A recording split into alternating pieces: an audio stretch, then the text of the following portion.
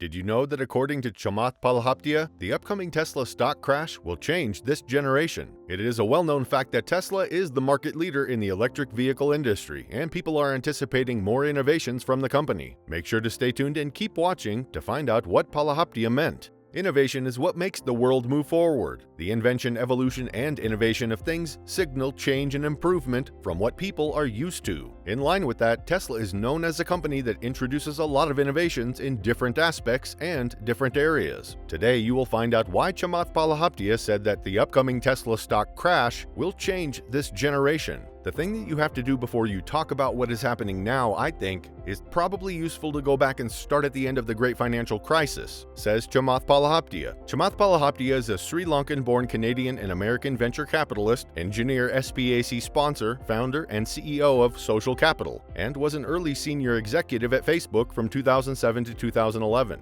CNBC describes him as the founder and CEO of Social Capital, whose mission is to advance humanity by solving the world's hardest problems. With an estimated net worth of around $1.2 billion as of April 2021, Palihapitiya is ranked 2,378 on the Forbes list of billionaires 2021. Social Capital was founded to invest in companies in fields being ignored by other venture capitalists like health, financial services, and education. The firm has since expanded to invest in tech companies like Amazon, Tesla, and Slack. Palihapitiya is a known Tesla bull, and he said that Tesla stock has a bright future and will be worth double and even quadruple in the years to come. He also said that Tesla is a clean energy firm that will possibly overpower the fossil fuel industry, which will eventually allow Tesla stock to overperform, allowing a much bigger opportunity to make its way up to $10,000. However, despite being a Tesla bull, he cannot ignore the fact that the present state of the economy is not at its best. Palihapitiya said, "The thing that you have to do before you talk about what is happening now, I think, it's probably useful to go back and start at the end of the Great Financial Crisis. The reason is there were a bunch of people coming out of the GFC who were confused about what the US government and some European governments were doing. The Global Financial Crisis, or GFC, refers to the period of extreme stress in global financial markets and banking systems between mid-2007 and early 2009. He said that at the time, there was the risk of a huge financial contagion, and so the US stepped in and the Fed started using its balance sheet to buy toxic assets. The Fed, or the Federal Reserve System, is the central banking system of the United States of America, which was created on December 23, 1913, with the enactment of the Federal Reserve Act, after a series of financial panics led to the desire for central control of the monetary system to alleviate financial crises. In line with that, a lot of governments did it, and then there was a body of people who coined the modern monetary theory, which in simple terms is like saying, hey, you can keep printing money and introducing it into the economy to smooth things out and to drive long-term growth. By definition, modern monetary theory, or modern money theory, MMT, is a heterodox macroeconomic theory that describes the currency as a public monopoly and unemployment as evidence that a currency monopolist is overly restricting the supply of the financial assets needed to pay taxes and satisfy savings desires. This theory states that government spending should not be restrained by fears of rising debt. It turns out that several government officials fell for it. However, MMT does not address the opportunity cost and distributional consequences of the monetization of deficits by the central bank, e.g., its impact on asset prices, which may affect both the demand and the supply side of the economy, and therefore the inflation constraint even before full employment is reached. Palihapitiya said, fast forward to 2022, so 14 years later, governments around the world had printed something to the tune of about $30 to $35 trillion of money into the economy that should have never been there. So the thing to remember is that we have not necessarily just been obfuscating true supply and demand in the last 6 or 8 months when we've been talking about a recession or inflation. We've been actually doing it since 2008. It's just that it's been building up in the system.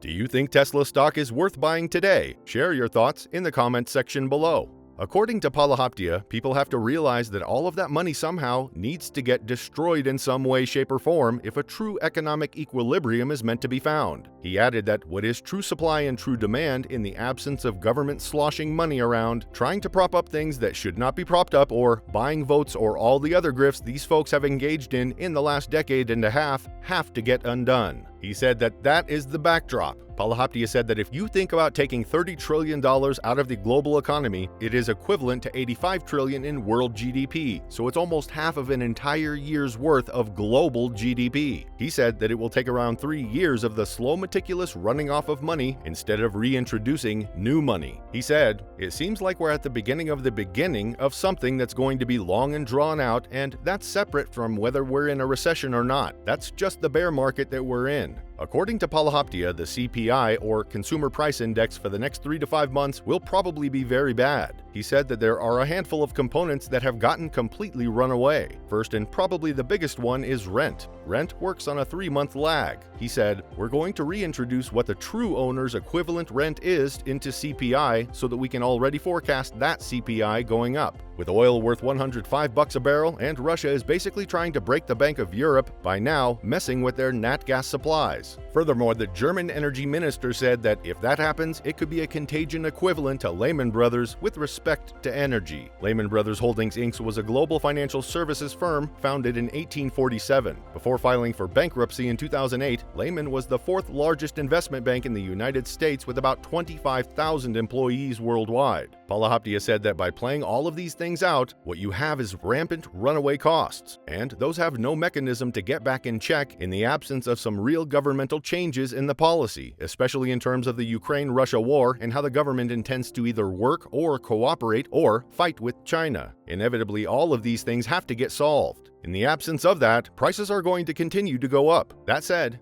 people start to wonder, what will the Fed do about this? Palihapitiya believes that the Fed will overcorrect because there is so much pressure for them to act. All roads, I think, lead to lower equity prices, says Palihapitiya. While Wall Street announced record earnings this year and predicted earnings to continue to go up next year, Palihapitiya thinks otherwise. He said, "How do you see earnings continuing to go up into these prints like this when you cannot pass through, 80 to 90% increases in energy and COGS and whatnot? You'll have to sell fewer things because there'll be fewer people with jobs to buy things." Palihapitiya thinks that Wall Street is wrong on that account and believes that earnings are going to go down this year and will definitely go down next year, contrary to what Wall Street claims.